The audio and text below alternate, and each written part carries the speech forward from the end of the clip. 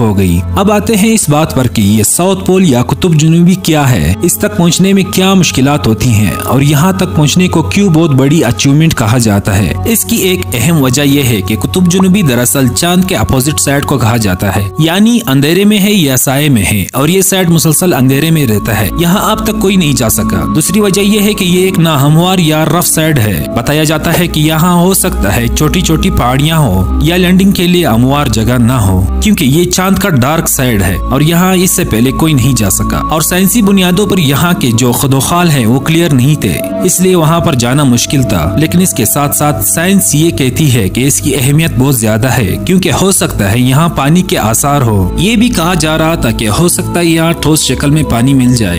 यहाँ आम लफ्जों में हम ये कह सकते हैं कि बर्फ टाइप की कोई चीज वहाँ हो सकती है। अब इसका फायदा ये होगा कि अगर यहाँ पानी मिल जाए तो मुस्तकबिल में इंसान चांद पर रह सकता है। सिर्फ पानी ही नहीं